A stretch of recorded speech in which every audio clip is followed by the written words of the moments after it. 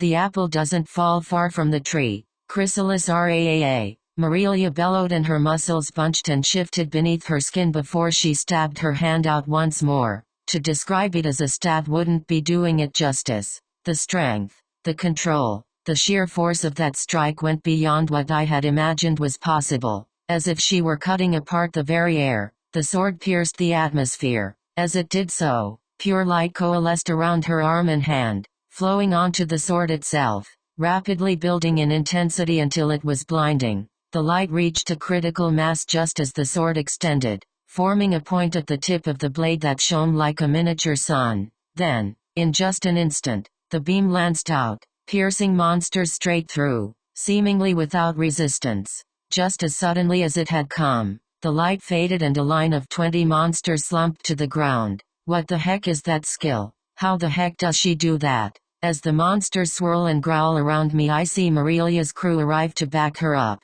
firing arrows into the crowd with incredible speed, their hands a blur. It looks as though they took a little time to gather their supplies and uncase their bows, but they are in the thick of it now. On impulse I decide to rush back to where the 5 of them have gathered. Tearing my way through a dense cluster of centipedes to do so, clang, an arrow smacks into my carapace as I dash forwards, reflecting cleanly off one of the diamond portions of my carapace and ricocheting off into the swirl of beasts harmlessly. Slowing my approach, I wave my antennae frantically to signal my peaceful intentions. I'm willing to give the benefit of the doubt on the first shot, but any more than that and we are going to have trouble here. Thankfully, the archer's eyes widen as she recognizes me and turns to shoot a fresh target. I mean, an apology would have been appreciated, but I suppose under the circumstances, you're fighting a giant horde of monsters and a massive ant. I suppose I'm basically the size of a couch, if not quite as high, comes charging at you. You're going to shooting the heck out of that ant. It's fair enough.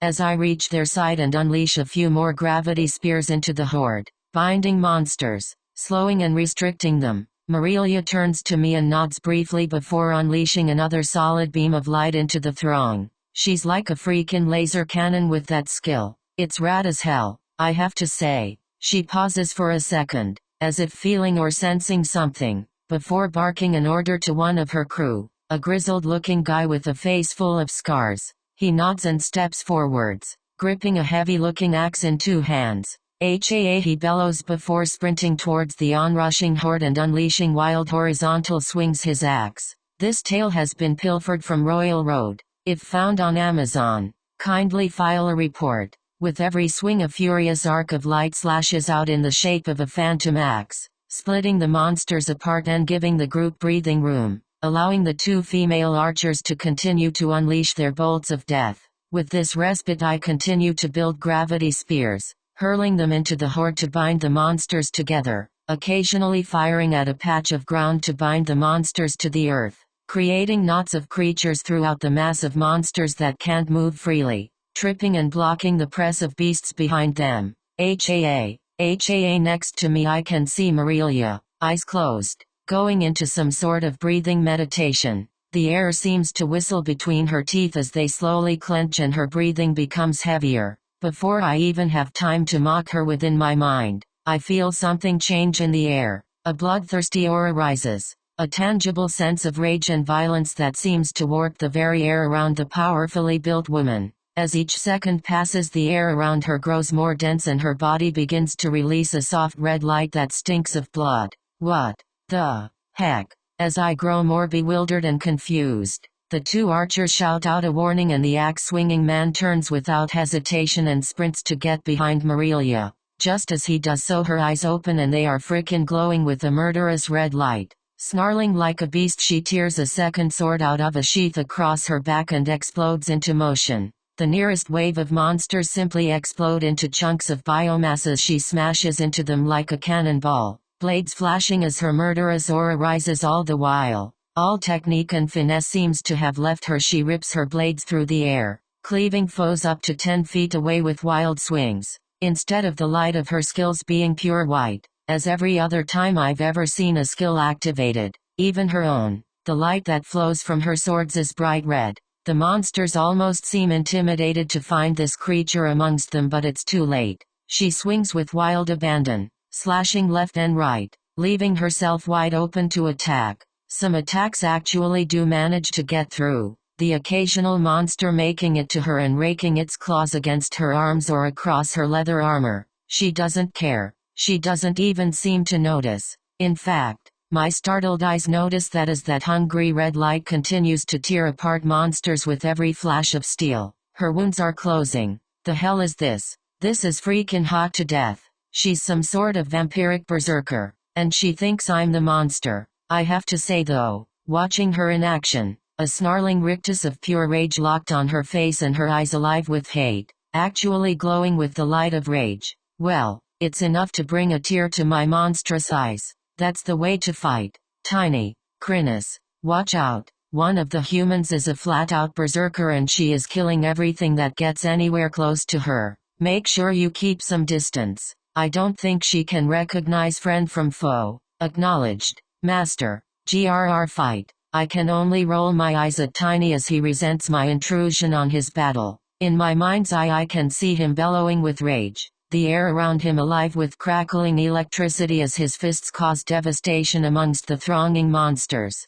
As well as we are doing, the wave is immense. In the tunnels we were able to use the narrow spaces to funnel the enemies into manageable numbers, forcing them to charge directly onto our spears, so to speak. Out here, it simply isn't the case. They surround, they flow around and separate us. Even worse, some of them ignore us, rushing past the small number of fighters and charging into the village. The front of this horde is so wide that even the anthill might be threatened at this rate. As monsters continue to break away from our melee and rush towards the closest targets, I can see some of them dashing towards the colony. Not only that, I can tell that these monsters are not the freshly hatched creatures that we battled in the tunnels. Despite being regular first strata beast-type monsters, they've got levels and biomass behind them, probably from destroying and consuming the people of Lyria. Their advanced skills and mutations is making them just that little bit harder to crack,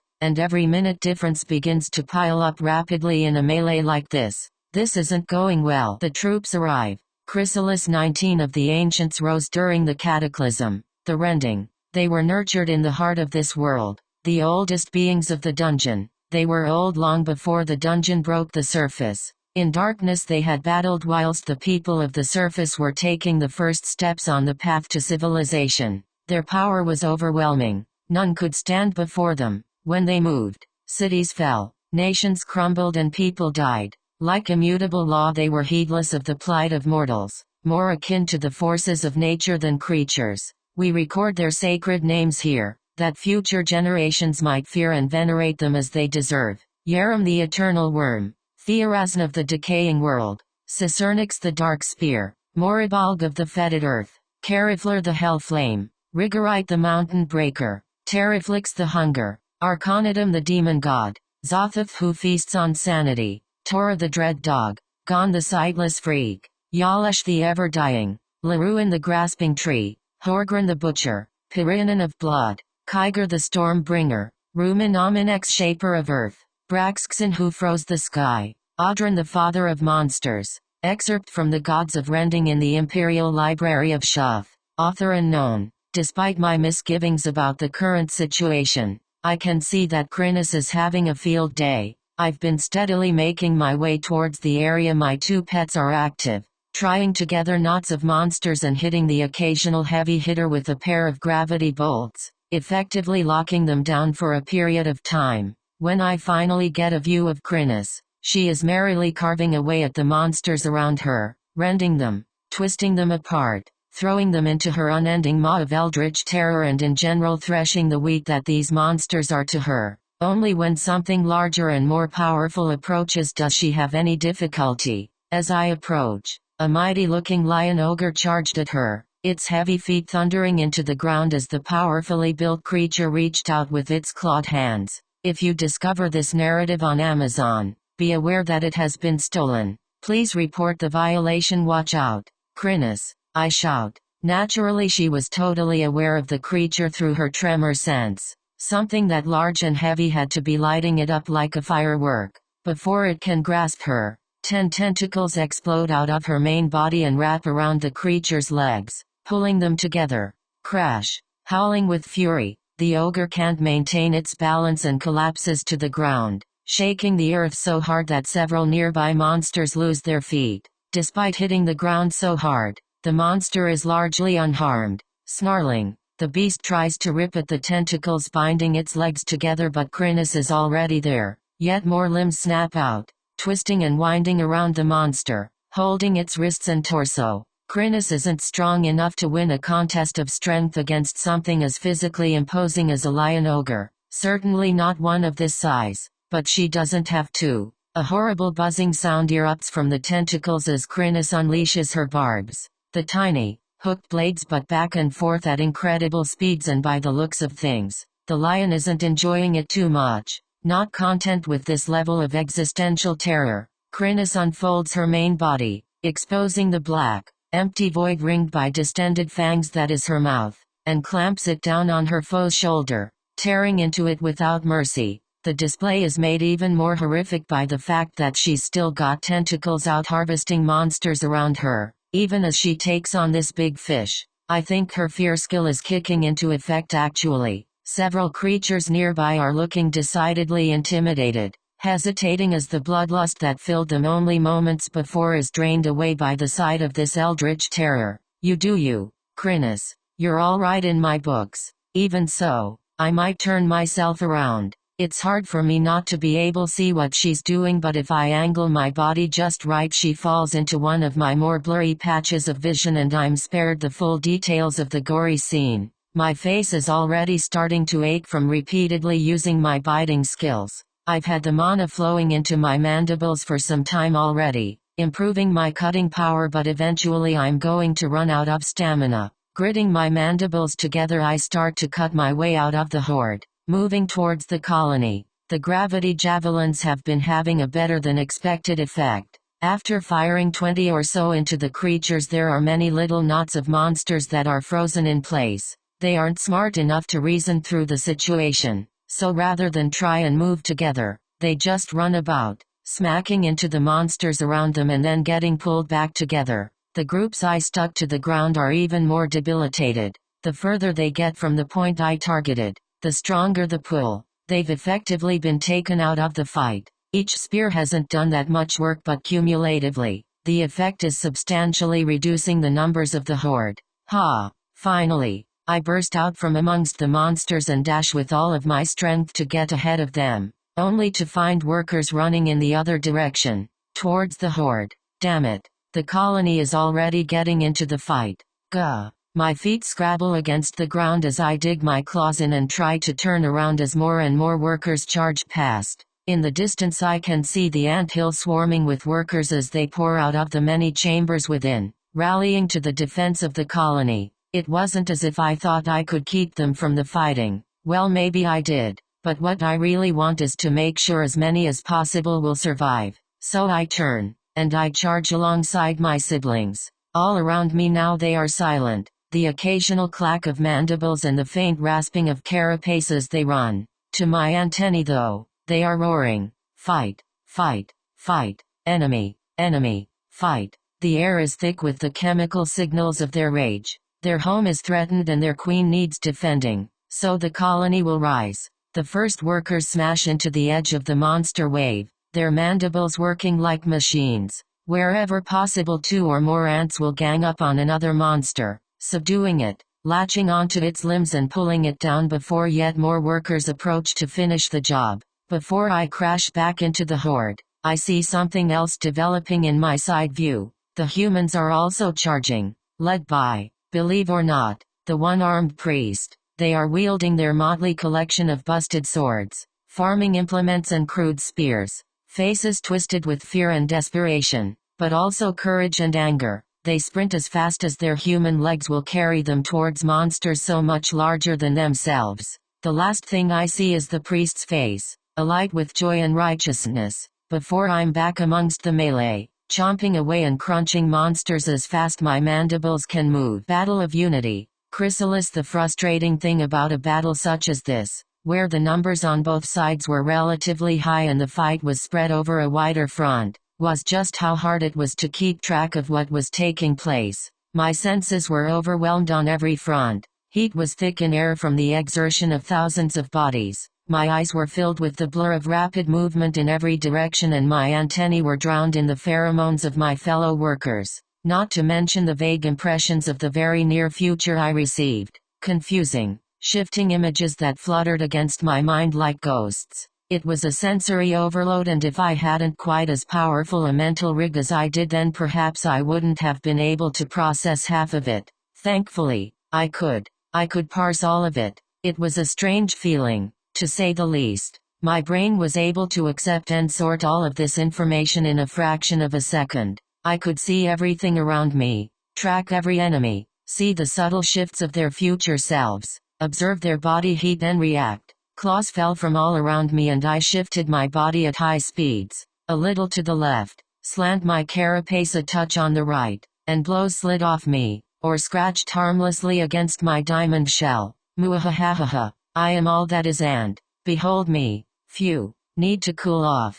Even in the midst of battle, it's a heady rush. In the back of my mind I can hear the announcements of Gandalf, letting me know that my skills are improving. But that is the one thing I don't have the attention to spare for. I can go over that later. Right now, I need to kill, as fast as possible. If I had the time I could try and form a gravity bomb, but with the humans, Tiny, Crinus and now the colony involved, the risk of collateral damage is too damn high. This battle is simply one that we have to grind out. Unfortunately, luckily the workers are perfect for this. As soon as they arrive, they get stuck in. And they don't stop. I move as fast as I can, ripping into beasts with all of my strength, more often than not just debilitating a monster before moving on. I can leave the remains to the workers, but if I can disable as many foes as possible then I will. The survival of my siblings comes first. My sub-brains are ripping out gravity bolts as fast as they can.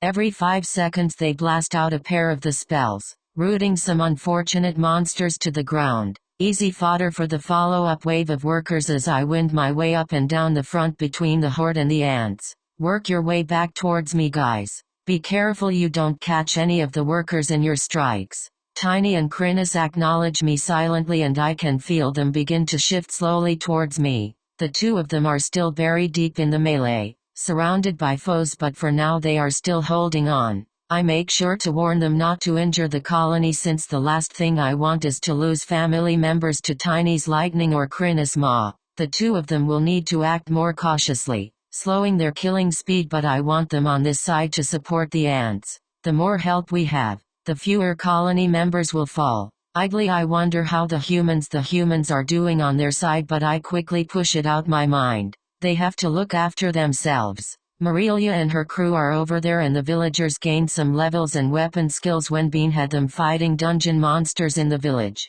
It will have to be enough for them. My family will come first, as always. Holy moly, I'm tired. I have to switch from using Shattering Bite to less draining skills. The Punchier Bite skills does a wallop more damage but comes with a hefty cost to boot. I can maintain constant use in an extended fight like this. My face already feels like it wants to fall off. Taken from Royal Road. This narrative should be reported if found on Amazon. It would be nice if I could see my stamina as a resource. According to Bean, it's a hidden resource in the system. Unlike mana and health, which are quantified and made visible to everyone. Apparently it's possible to do the math and calculate how much stamina you have, how quickly it regenerates and how much your skills cost, but I rejected Bean when he, very eagerly, offered to run the numbers. I didn't want to be a lab rat for the priest, and the look in his eyes was off-putting to say the least. Ripping Bite. Using the new, and slightly more brutal, Ripping Bite, I continue to tear into the monsters as they appear before me. Evolved centipedes and hounds are swarming around now. Apparently they were huddled in the middle of the pack, letting their weaker evolutions suffer the first counter-attack. I grit my mandibles. Going to grind this out the hard way. And we do. After a solid hour of biting, tearing, acid spraying and more biting, the ants from the colony and the human warriors meet each other in the center of the field. All around is a carpet of ruined monsters, covering the ground with their ichor. The humans are covered in wounds, filth and are gasping for breath, their chests heaving under sweat-stained clothes. The ants are fine, their antennae flicking this way and that as they begin to turn and deal with the precious biomass. Luckily I'd anticipated this moment. Since I was moving just ahead of the ants in the fray, I'd managed to run into the humans first. Cue me, desperately running backwards and forwards spraying "Don't fight." Food pheromones all over the place. The workers were a little confused, but by that time there were so few monsters that Tiny was able to sprint along and pound them to slag before the suddenly idle workers were attacked. Marilia is there. Her vicious, red-eyed rage has run its course and she looks haggard, as if her own life force had been sucked out of her. I suspect it might be a cost imposed by activating her berserk state. Still, she stands tall, shoulders square, like a Spartan, watching as the ants pick over the biomass and begin to work, dragging it back to the colony for consumption and distribution. After all, we've got some special larvae to feed over there. Exhausted, I fumble my way into forming a mind bridge with Marilia. You'd better get the humans to back off from this area, I say wearily. It's only a matter of time before one of the workers bumps into a human and attacks. If your people leave, then they will focus on harvesting the food. Even as visibly drained as she is, she still watches me carefully. Why aren't they as smart as you? She asks, nodding towards the workers. Why are you so different? I don't know. I lie. Look, there have been casualties for both my family and the village today. Let's not complicate things. Ask your people to move away before someone gets hurt. Her jaw clenches stubbornly. Some of these monsters have useful parts. The people could use them. We should get our share. My temper flares hot, but I try to tamp it down. You aren't wrong, but I can't sort out a sharing arrangement right here and right now. Ask your people to step aside and I can ensure your village will get a chance to harvest from the dungeon. But if you don't do it right now, then people will die while you stand there wasting my time. Her eyes flash hot at being spoken to like this by a monster, but I'm right and she's not so full of pride that she can't recognize it. Her crew are standing behind her. The two female archers, the grizzled axe guy and the swordsman. They are battered and bruised, but they are still trying to put up a show of force behind their leader. It's paper thin. For their part, the villagers are just happily staring at the workers as they go about their business, so drained and shell-shocked from the battle that they seem to have forgotten not to get too close to the monstrous ants. That changes when Marilia turns to speak to them. Eyes widen with understanding and they begin to step backwards cautiously,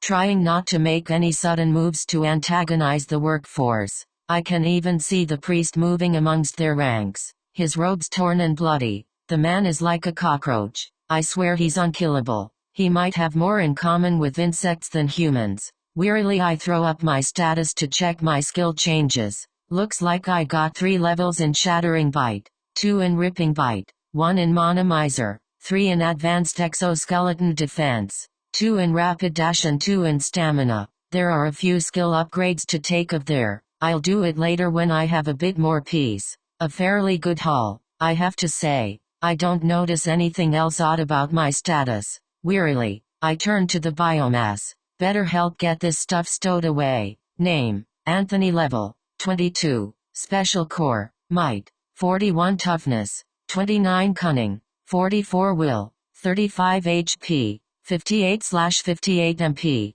86/220 Skills. Excavation Level 8. Improved Acid Shot Level 6. Advanced Grip Level 4. Shattering Bite Level 11. Advanced Stealth Level 5. Splintering Chomp Level 4. Tunnel Map Level 6. Mana Transformation Level 6. Forceful Mana Level 8. External Mana Manipulation Level 2. Mana Sensing Level 5. Core Surgery Level 3. Advanced Exoskeleton Defense Level 10. Pet Communication Level 3. Rapid Dash Level 3. Advanced Water Magic Affinity Level 3. Stamina Level 4. Pet Growth Speed Level 1. Monomizer Level 5. Cerebral Endurance Level 4. Deep Mediation Level 2. Precise Shooting Level 3. Ripping Bite Level 5. Mutations. Omni-Focused Eyes plus 10. Precognitive Infrared Antennae plus 10. Mana Eating Restrictive Acid plus 10. Absorption Legs plus 5.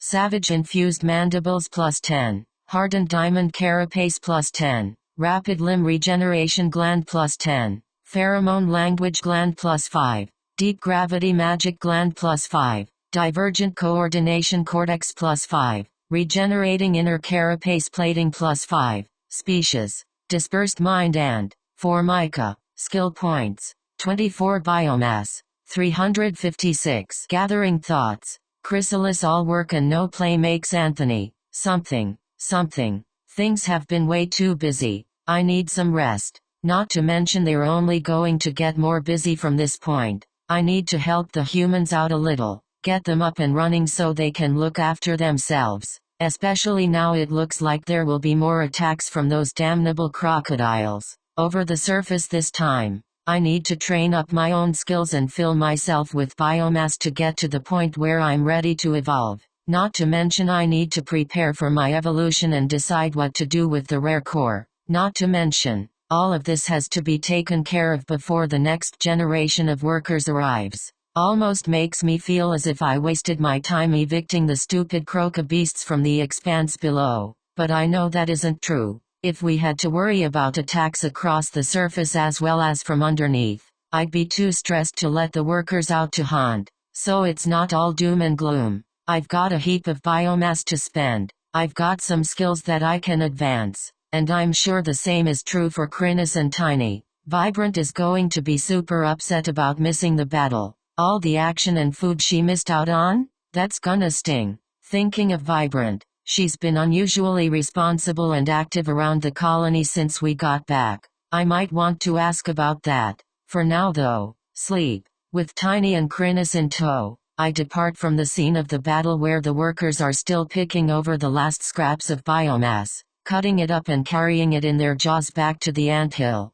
I spent some time helping out, as well as snacking, which earned me another 10 biomass. Even Tiny and Crinus were helping. Tiny can carry an awful lot and Crinus is exceptional at separating the food into more manageable sizes. I'll phrase it like that. Hopefully none of the villagers were watching or they might have been put off their lunch. Down we go, into the massive mound of earth that is our home, through the Queen's chamber and into our own little nook at the very bottom of the colony, underground where the mana is still strong enough to sustain us. Crinus descends into the chamber as a mass of ink-black tentacles that quickly withdraw until she appears as a tennis ball sitting atop a single stalk. Tiny just slumps into a corner, throwing himself onto the floor, and I swear he was snoring before he hit the ground. For my part, I find a comfy spot between them and grow very still, letting my thoughts slow until they too become frozen in place and my awareness stretches out to nothing.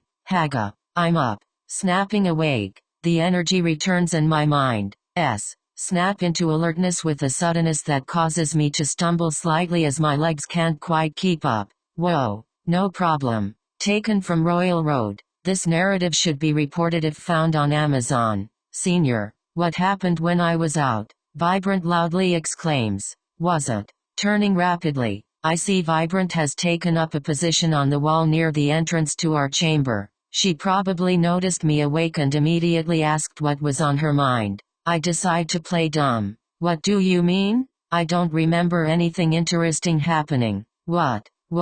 The entire colony stinks of biomass and the workforce is so fat they can barely move. Something must have happened. So full of curiosity is she that she's practically vibrating in place, her legs scritching and scrabbling against the wall so quickly she may as well be dancing. Okay, I relent. There was another mass monster attack, but across the surface this time. We fought them off and the humans helped. A little. What? She cries, appalled.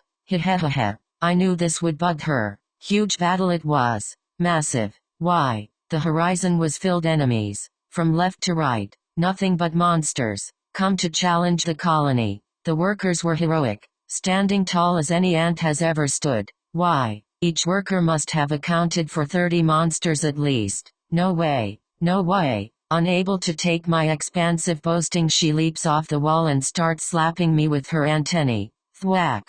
Thwick. Thwack. Twihehehe. All right. Enough already. I fend her off with my own antennae and for a moment it feels like two 10-year-olds have a slap fight until she finally gives up. She sighs. Deeply. If I'd stayed here instead of helping with hunting I would have got way more food. Which reminds me, why did you decide to help out with the hunting? Usually you just stick around here, but you actually went and helped out on your own. Vibrant thinks for a moment, her antennae drawing lazy circles in the air. Don't know, she exclaims. I just felt like the colony needed more food and the rest of the workers needed help. Fair enough. Perhaps this is her advanced intelligence coming into play? Perhaps it's something else. There is a different sort of air around her now that wasn't present immediately after she evolved. She seems a little more grounded, and the workers seem to follow along with whatever she's doing. Even now there are 2 workers sticking their heads in here just to check up on what she's doing. What's going on up there, guys? Maybe later I'll have to check in on her core and see if something is up in her status. Speaking of which, I've got points to spend. The battle is over now and the food has been distributed, but there might be a bit still left up there if you want to go eat or help out. She's immediately excited.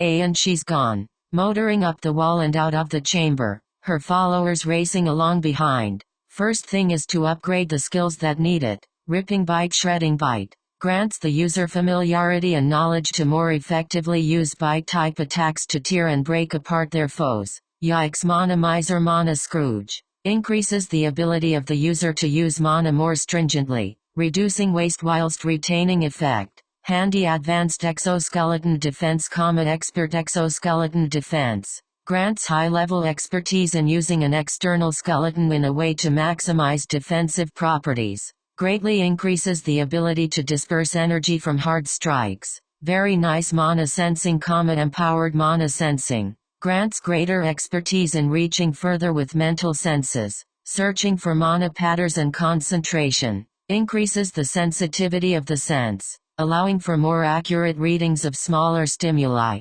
Also good. The warm rush of new knowledge melts over my mind. It never gets old. Feeling a rush of information just unfold in my mind is incredible. If I could learn this quickly as a human, it would have handy to say the least. I might not have dropped out of school. Well, I probably still would have. Who cares? I've got biomass to spend. Baby. Changing ways. Chrysalis, when you spend your entire life learning to kill something, then killing that thing, it's awfully hard to turn around and refuse those instincts. Marilia reflected. Thinking back to her childhood, the long days spent drilling skills with her brother in the practice court whilst mother watched, laughing at their exuberance. When her father was home, he would take them the legionary fort in Lyria and they would practice with the trainees. Even from a young age the 2 children had been a match for those twice as old. She could remember once defeated an 18-year-old sword apprentice when she was only 10, not yet grown into her class.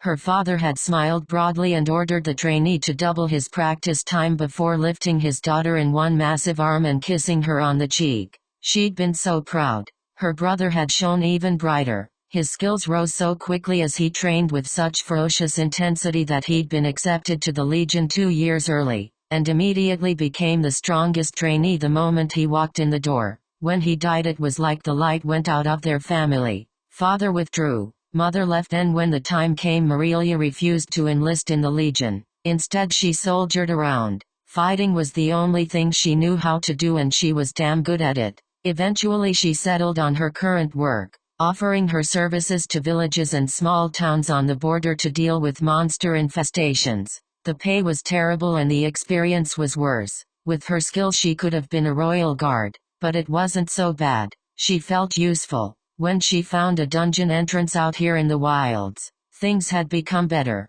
She would sneak out here and delve, on her own at first and then later with her team. The experience had been much better, not to mention the money. It allowed her to take poorer paying jobs helping the more remote villages on the edge of the wilderness and not go hungry. Now here they were. While she was out fighting, the entire kingdom had burnt to the ground. Father was who knows where in the dungeon and she was stuck here in a refugee camp that worshipped monsters. Sitting in her tent, Marilia sighed and rubbed her temples. By the system she was tired. The berserker rage always took a lot out of her, but this was more than just that. The city of Lyria had been her home. She knew so many people there. Her classmates, the guards who taught her gambling skills behind her parents' back, the Legion members she spent so much time around. All of it gone. Flattened by monsters. It just didn't seem possible. Refusing to sit and dwell on it anymore, Marilia forced herself to her feet and walked out of her tent,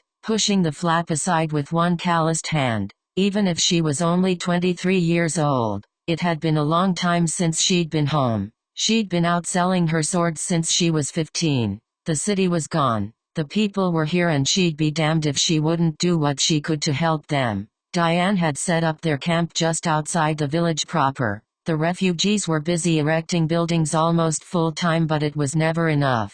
More and more families arrived and they needed the shelter far more than her team did. They had their tents and bedrolls. They'd be fine. Despite the vicious battle only hours before, there was a decided buzz about the place. People rushed about, building, cleaning, distributing supplies and caring for the wounded. Marilia's feet took her to the large open area. Those who were injured in the battle were being tended. This book's true home is on another platform. Check it out there for the real experience. As she approached, she could see dozens of men and women, on their backs, lying on simple wooden beams placed together to make a raised resting place. Marilia grimaced. There was nothing here that could be called a bed, not even close. To her shock, there had been fewer casualties than she had expected. Once the berserker rage had fallen from her eyes and she realized the villagers had come out to fight, her first instinct had been that she might have killed some of them. Thankfully not. They'd fought well. The priest in the vanguard,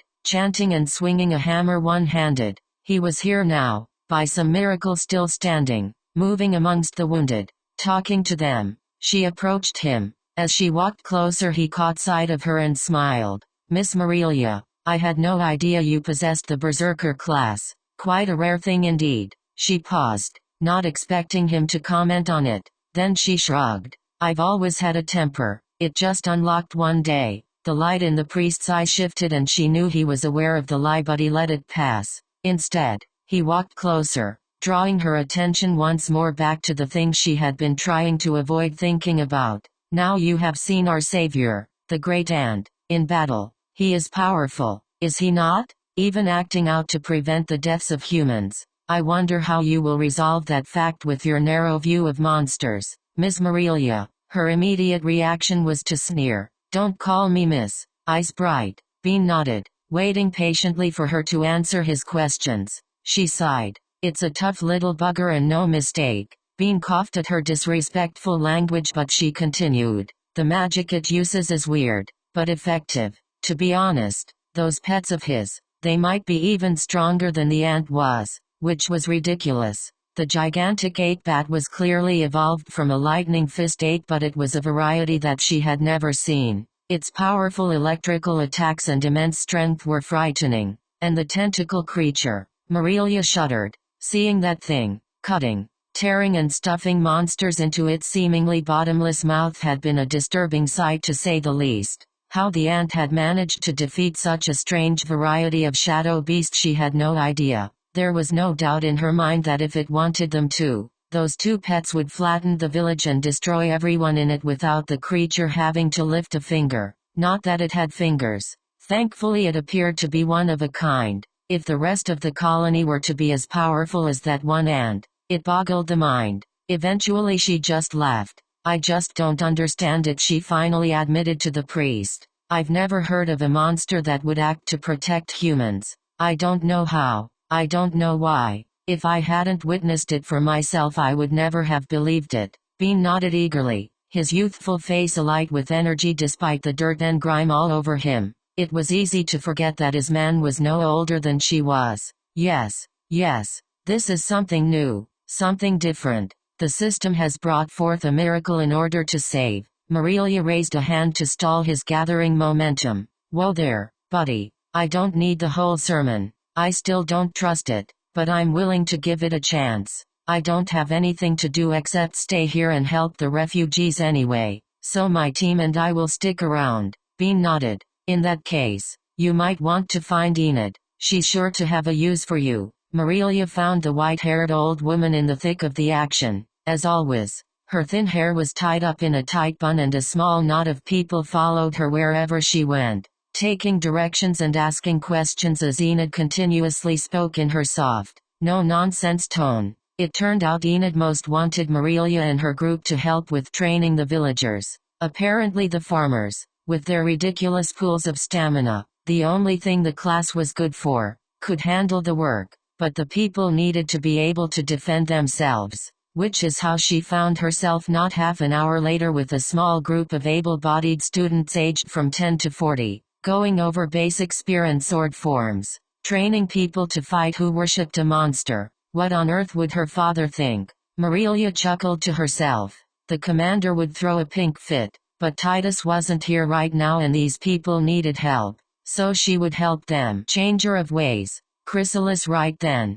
For the time being, my skills had been dealt with. Now for the juicy bit, the biomass. But first, Crinus. When she received my mental communication, the little ball shrinks in on herself, withdrawing her stalk until she's almost touching the ground.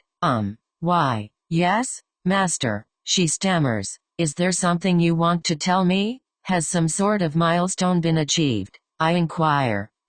No, I can't think of anything like that, master. So evasive. You wouldn't be worried about having to make choices for yourself again, would you, Crinus? Panicked that you might make a selection that I didn't approve of? If that were the case, I'd be quite disappointed. My voice drops to a sinister low by the end. Hi, she squeaks. I can only sigh. Why are pets so weird? This should be a joyous occasion. The individual should be jumping for joy, and as the master I would bathe in that reflected happiness, smiling deeply, feeling smug and satisfied that all things were traveling on the path that I ordained. No, instead, I have to bully my own pet into evolving, or watch my pet evolve into an imbecilic lump of muscle meat. Crinus is just paranoid about having to make her own choices, not wishing to do something wrong. Look, Crinus, I'm very happy that you are ready to evolve. It's a great thing. So as soon as we are finished speaking, we will finalize your core and you will evolve.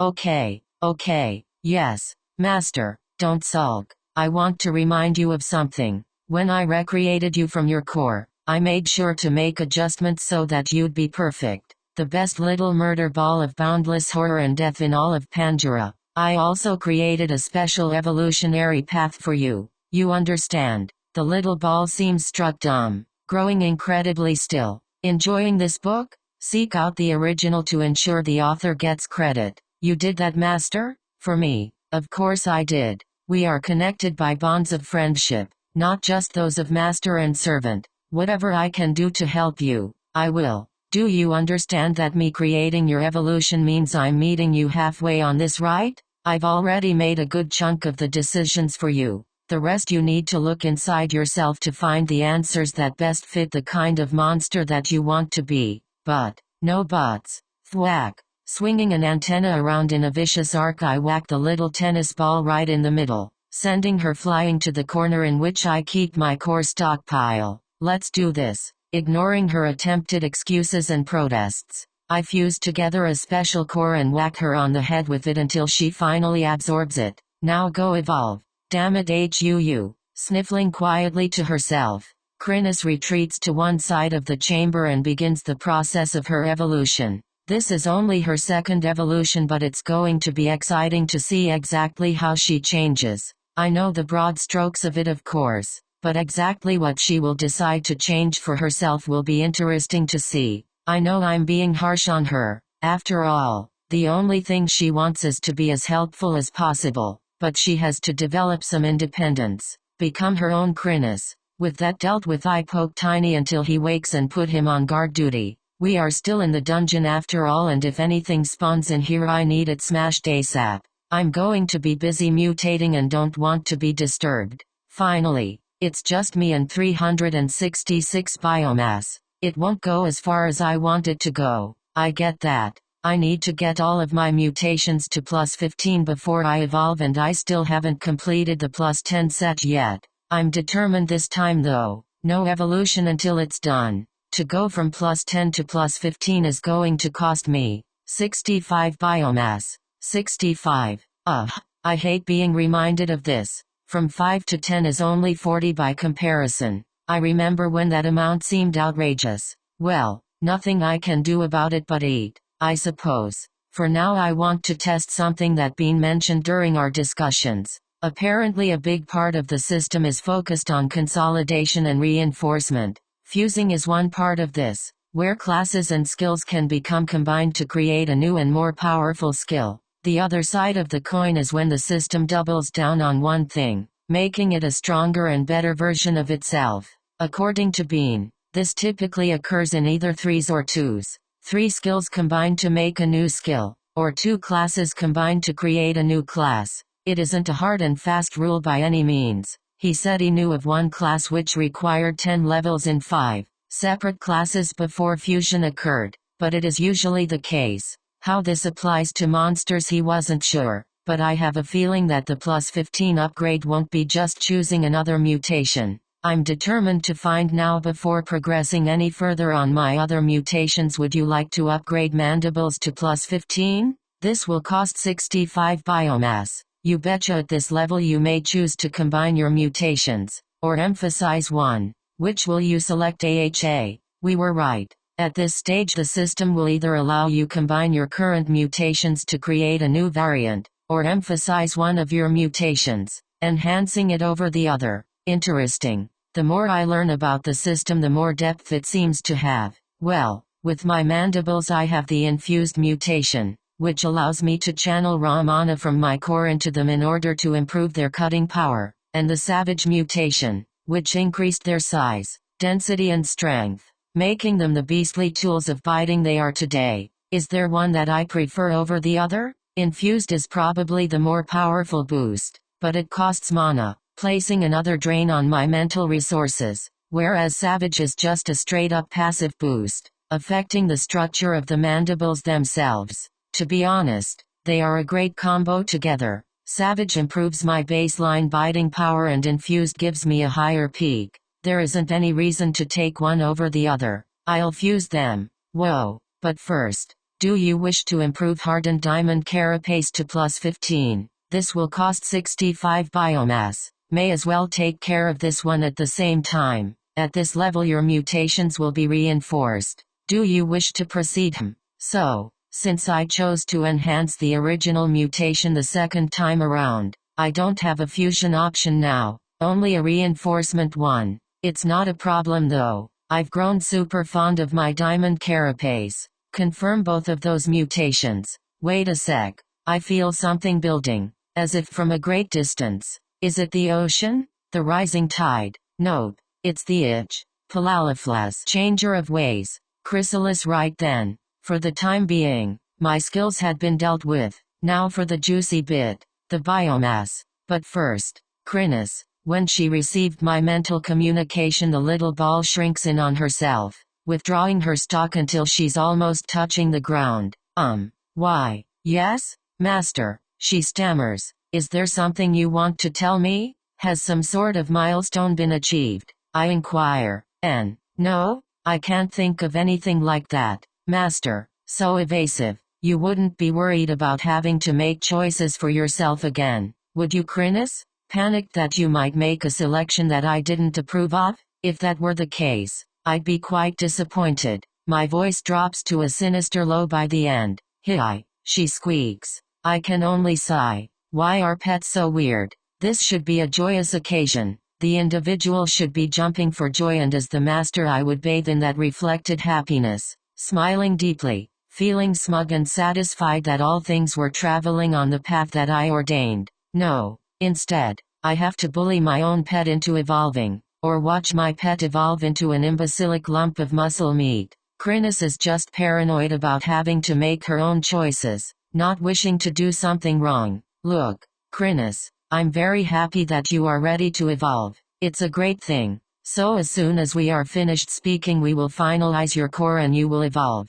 Okay, yes, Master, don't sulk. I want to remind you of something. When I recreated you from your core, I made sure to make adjustments so that you'd be perfect. The best little murder ball of boundless horror and death in all of Pandora. I also created a special evolutionary path for you. You understand? The little ball seems struck dumb, growing incredibly still. Enjoying this book? Seek out the original to ensure the author gets credit. You did that, Master? For me, Of course I did. We are connected by bonds of friendship, not just those of master and servant. Whatever I can do to help you, I will. Do you understand that me creating your evolution means I'm meeting you halfway on this, right? I've already made a good chunk of the decisions for you. The rest you need to look inside yourself to find the answers that best fit the kind of monster that you want to be. But, no buts. Thwack. Swinging an antenna around in a vicious arc, I whacked the little tennis ball right in the middle, sending her flying to the corner in which I keep my core stockpile. Let's do this. Ignoring her attempted excuses and protests, I fused together a special core and whack her on the head with it until she finally absorbs it. Now go evolve. Damn it, HUU. Sniffling quietly to herself, Crinus retreats to one side of the chamber and begins the process of her evolution. This is only her second evolution, but it's going to be exciting to see exactly how she changes. I know the broad strokes of it, of course, but exactly what she will decide to change for herself will be interesting to see. I know I'm being harsh on her. After all, the only thing she wants is to be as helpful as possible, but she has to develop some independence, become her own Crinus. With that dealt with, I poke Tiny until he wakes and put him on guard duty. We are still in the dungeon after all, and if anything spawns in here I need it smashed ASAP. I'm going to be busy mutating and don't want to be disturbed. Finally, it's just me and 366 biomass. It won't go as far as I want it to go. I get that. I need to get all of my mutations to plus 15 before I evolve, and I still haven't completed the plus 10 set yet. I'm determined this time though. No evolution until it's done. To go from plus 10 to plus 15 is going to cost me 65 biomass. 65. I hate being reminded of this. From 5 to 10 is only 40 by comparison. I remember when that amount seemed outrageous. Well, nothing I can do about it but eat, I suppose. For now I want to test something that been mentioned during our discussions. Apparently a big part of the system is focused on consolidation and reinforcement. Fusing is one part of this, where classes and skills can become combined to create a new and more powerful skill. The other side of the coin is when the system doubles down on one thing, making it a stronger and better version of itself.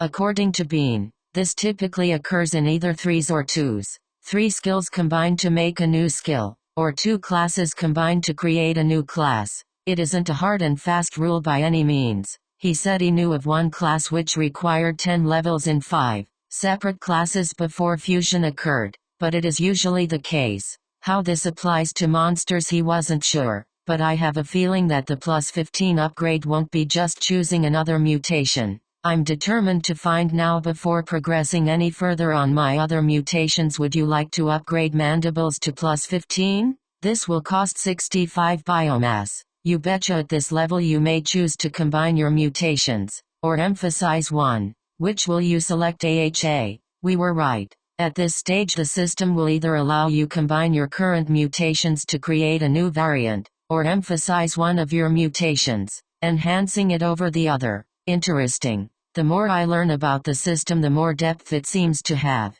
Well, with my mandibles I have the infused mutation, which allows me to channel raw mana from my core into them in order to improve their cutting power, and the savage mutation, which increased their size, density and strength, making them the beastly tools of biting they are today. Is there one that I prefer over the other? Infused is probably the more powerful boost, but it costs mana, placing another drain on my mental resources, whereas Savage is just a straight-up passive boost, affecting the structure of the mandibles themselves. To be honest, they are a great combo together. Savage improves my baseline biting power and Infused gives me a higher peak. There isn't any reason to take one over the other. I'll fuse them. Whoa, but first, do you wish to improve Hardened Diamond Carapace to plus 15? This will cost 65 biomass. May as well take care of this one at the same time. At this level your mutations will be reinforced. Do you wish to proceed?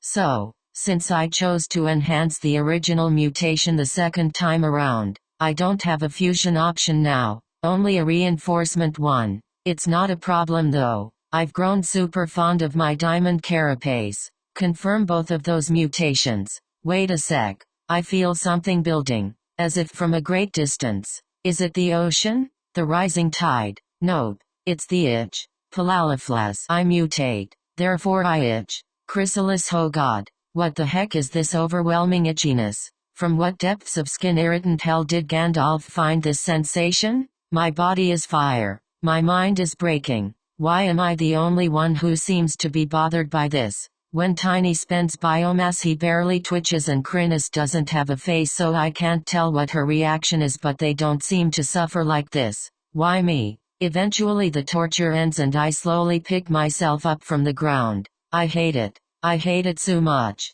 Now what's next? First I try to inspect my own carapace to see what has changed, and unsurprisingly the shimmering diamond patches of my carapace have extended even further. Hang on a sec. I peer closer to try and get a better view, and what I see shocks me. It isn't that the patches of diamond have expanded, but rather they've been pushed outward by a core of pure diamond. In the center of each diamond covering the carapace itself, my own exoskeleton has been transformed into actual diamond. I'm getting more and more expensive. So is this what will happen if I keep choosing to upgrade this path?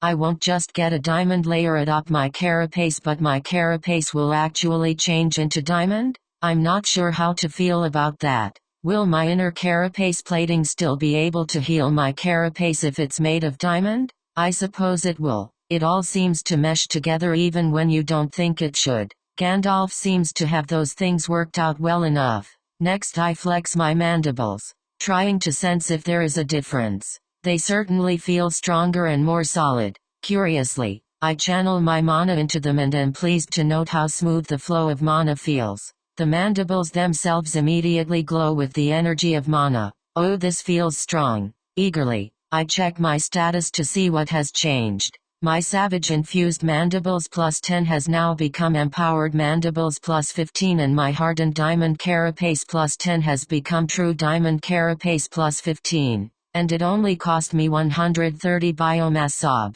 Okay. Hold it together, Anthony. Still have more to spend. 236 biomass left. Yikes. At 40 biomass a pop I have enough left to upgrade 5 body parts to plus 10. And I only needed enough to cover 4. So I should be able to get one more part to plus 15. Fantastic. Alright. Here we go. Would you like to upgrade pheromone language gland to plus 10? Yep. At this level you may choose a mutation enhancement. This tale has been unlawfully lifted without the author's consent. Report any appearances on Amazon. Once more the menu blossoms within my mind, filled with the possible selections of pheromone upgrades, and there are tons. Acid pheromones that cause damage to any who inhale them? What the heck? I mean, I guess the ants don't inhale the pheromones so it wouldn't hurt the colony. Not sure on that one. Mind strike pheromones that weaken the will of any who come into contact with them? Could be handy for setting someone up for a mental attack.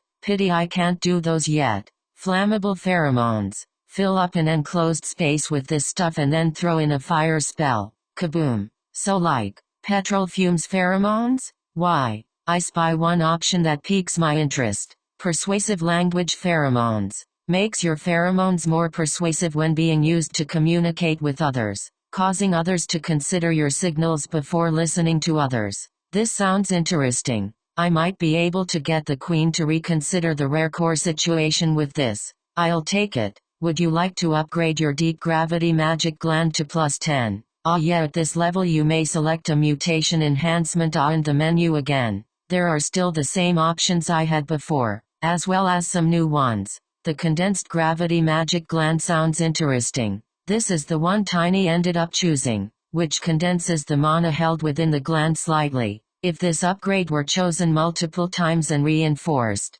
perhaps you'd have fully condensed mana sitting in the gland, ready to go, without having to do any extra lifting with my brains. But I already have the brains to do that work, so that seems like a waste. Quicker to refill the gland. Mana becomes more malleable for spell shaping. Mana moves more smoothly. There are a lot of new effects that make spell casting with the mana easier, but I feel like that's a waste of potential. I can increase casting speed by buffing up my brains during evolution. I don't need to utilize my mutations for that. What I really need to do is think forward to the plus 15 upgrade. Is there a possible fusion that I think would be powerful, or should I double down on increasing the capacity of the gland, then reinforcing it to take the capacity even further? Personally, I like the idea of having more gravitational mana to play with.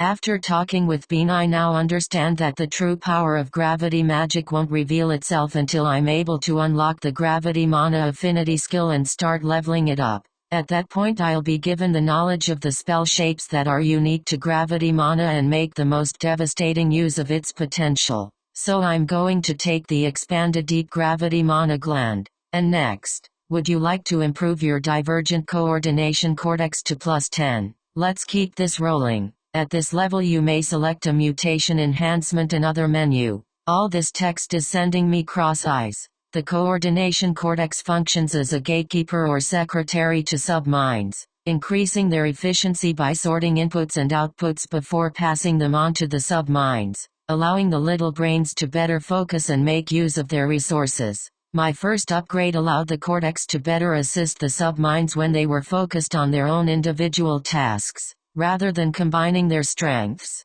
There are a heap of options available for this mutation, just as there is for all of them. I can have the cortex be more efficient at assisting minds casting certain kinds of spells, or increase the efficiency of working on certain types of mana. There is a further upgrade on the divergent mutation which assists the brains when they are each concentrating on multiple tasks. Yikes. Thinking further ahead though, to the +15 stage, I want to aim for a fusion. My sub-brains are for spell casting and I want them to be able to be all singing and dancing, good at casting spells individually but also working together in a group. Combined coordination cortex increases the efficiency of attached sub-brains when working together to accomplish a sophisticated task. Sounds simple in theory. I'll take the mutations that make them better at both single tasks and cooperation and then fuse them. See what I get. Hopefully it doesn't suck. Next, my inner carapace plating.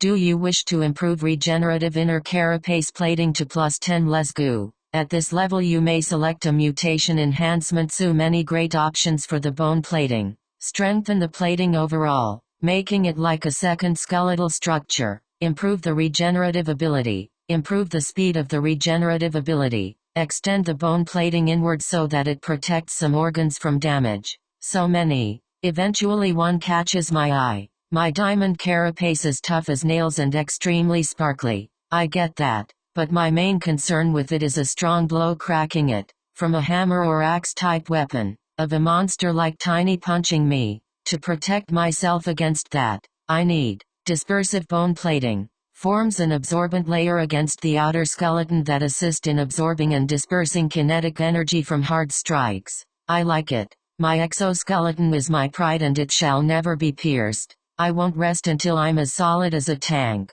Although I really need to work on my magic defense. Hey big spender, Chrysalis, this is a big moment for me. I've nearly upgraded every body part to +10. It isn't the full milestone that +15 would be, but it's part way there. My mutations have been lagging behind for way too long. It's nice to finally be able to boost up this side of the power equation. I've been neglecting the various aspects that can contribute to my strength, apparently to my detriment. Ensuring that my core is fully upgraded and evolving has certainly helped, but my skills and mutations have suffered from a lack of patience and dedication. That stops now. From here on in, it's going to be skills and biomass number 1. Evolution is for chumps and Anthonys who've fully mutated themselves. Let's get back to sorting out this mutation bonanza. The only part left to mutate to +10 is my legs, the famous tippity tappers, my dancing feet. Which reminds me, I need to check the skills menu for fancy feet.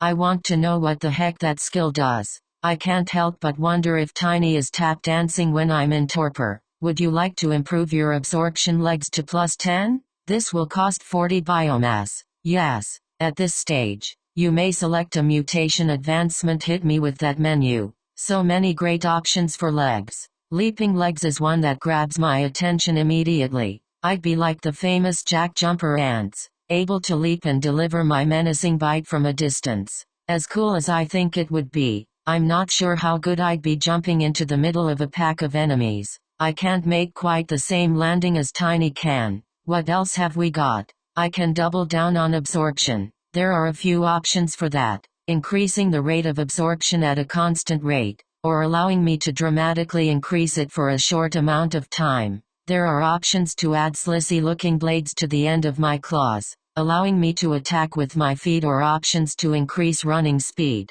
reduce stamina cost from dashing, improve my climbing ability. Arg. So much cool stuff.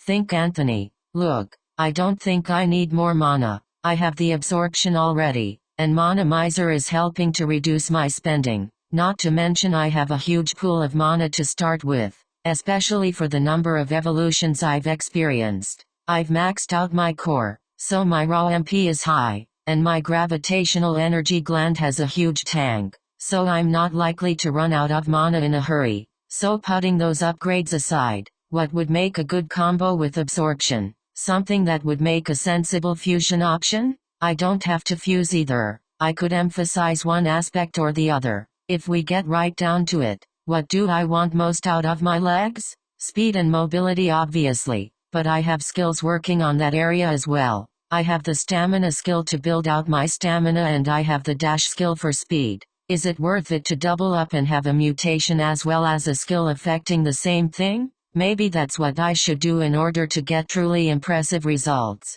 Alright, I think I might test something here. Not that this mutation is a bad general choice anyway. Unauthorized use of content. If you find this story on Amazon, report the violation. I'm going to take rapid legs. Increases running speed and lateral movement potential of the legs. Very basic and utility upgrade. Even if it doesn't work out exactly the way I want, I can't imagine complaining about being able to move faster. Whether running into danger, or out it, going faster is always a good option. Right then, time to confirm the purchase. Would you like to improve? Pheromone language gland to persuasive pheromone language gland plus 10? Deep gravity magic gland to expanded deep gravity magic gland plus 10? Divergent coordination cortex to combined divergent coordination cortex plus 10? Regenerative inner carapace plating to dispersive regenerative inner carapace plating plus 10. Absorption legs to rapid absorption legs plus 10.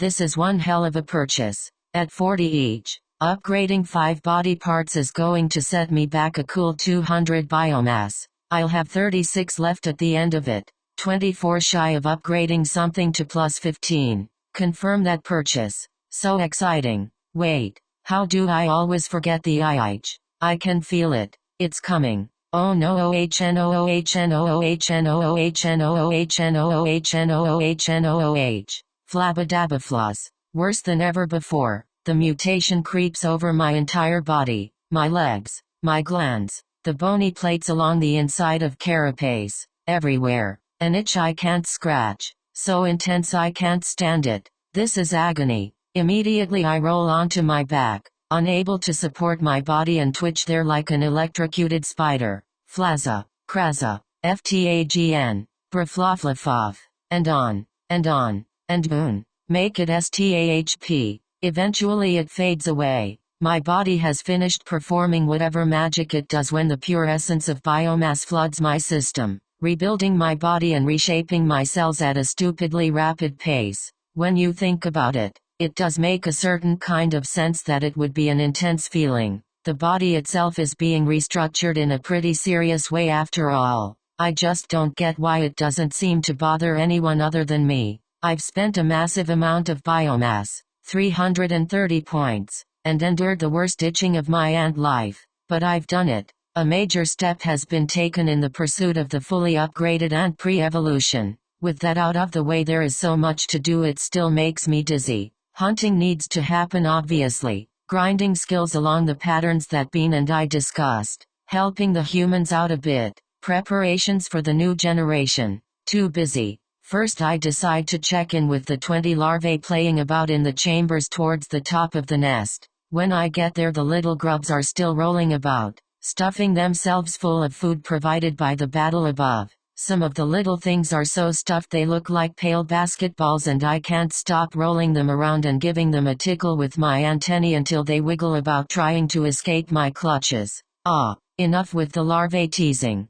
Time to check in on the queen. Let's see if I can utilize my new persuasive pheromone gland to change her mind about the rare core. Surely she can see the value in improving her own strength? Thwack. Nope. Rubbing my head with my own antennae, I retreat from a clearly irritated mother into my own chamber. The new inner carapace plating upgrade is showing its worth here. That blow hurt less than usual thanks to the force being dispersed through the inner layer. Nice to see the plan coming together. Gwahehehe. I don't know what I'm going to have to do with that rare core. I may have to try and absorb it in chunks? Is that even possible? Guess we'll find out. I move over to my favorite death ball of endless darkness to see she's fallen into the evolution trance. She must have finished going through the menus as I was still playing with mine, and now she's undergoing the evolution proper. I feel a pang in my chest as I think of her tackling those menus. I know she hates it, but I feel unhappy with my pets relying on me to that extent.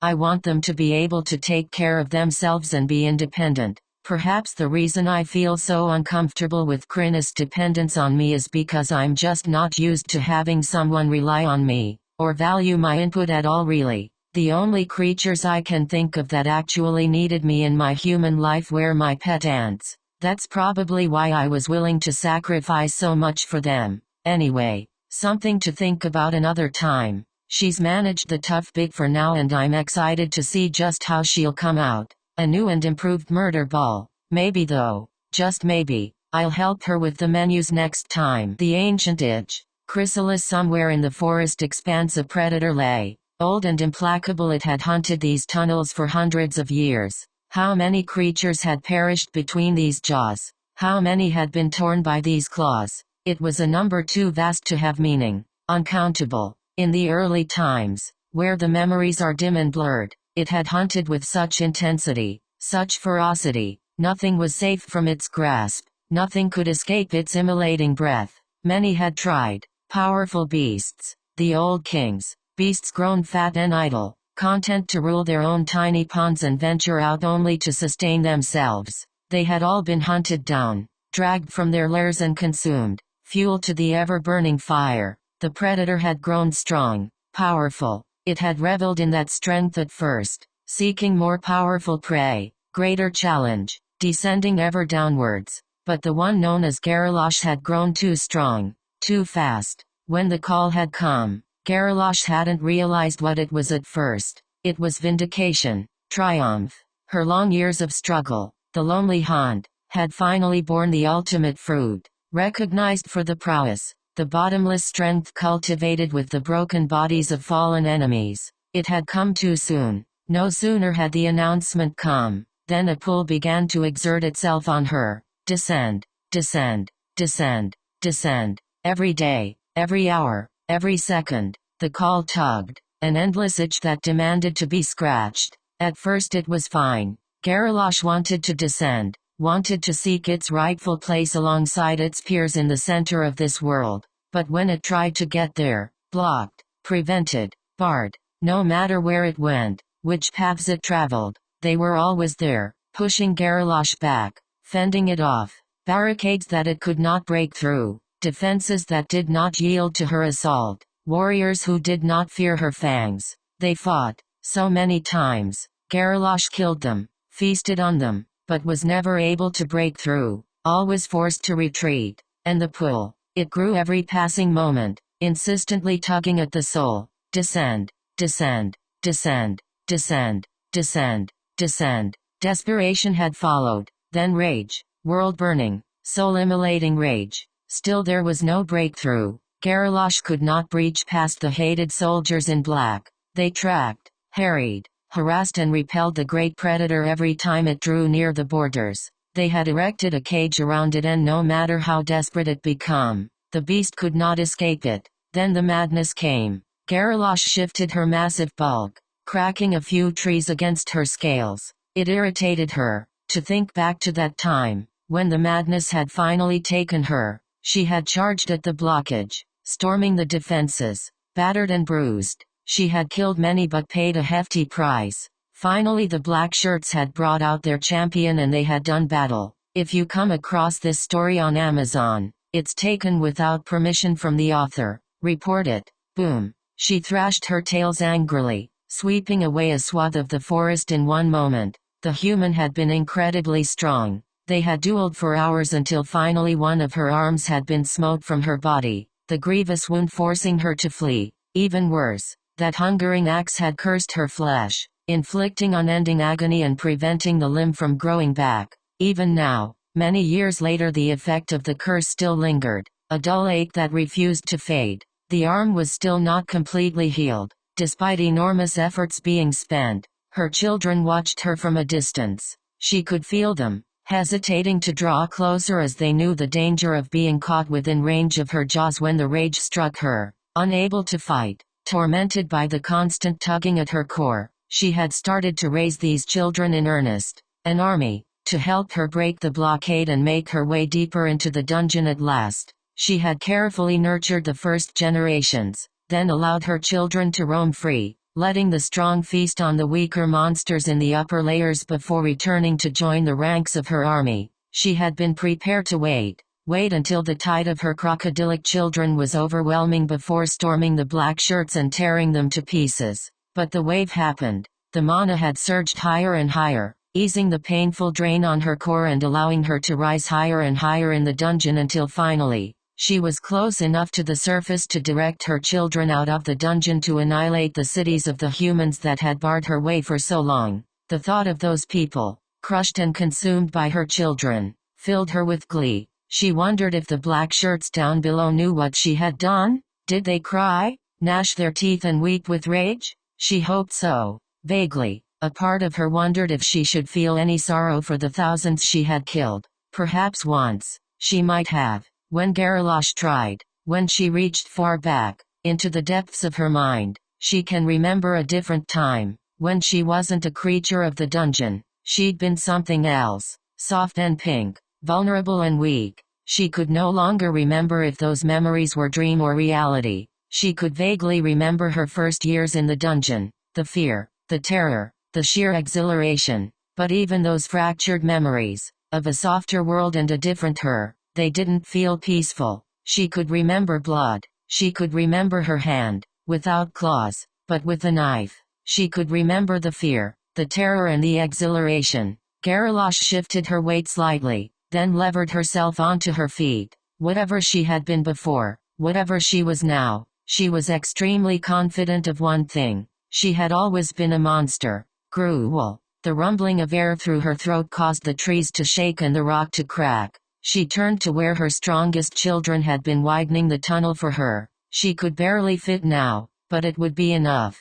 With a surge of mana and her powerful strength she rushed forward, every step carving huge gashes into the stone beneath her feet. The ground itself trembled at her passing and she rushed past her gathered children, into the tunnel and then up. The mana had grown high enough now, impossibly high. She would go the surface and see the ruined cities for herself. She would crush everything that she found and devour the humans whole until their bodies quenched her hunger for vengeance. She would rampage and kill, harry and hunt until the cursed black soldiers abandoned their posts and rushed to stop her. Then she would destroy them, feast on their remains and finally, she would answer the call and descend to join the ancients. Her lips drew back from her obsidian teeth in a crocodilic grin. She would claim her rightful place at last.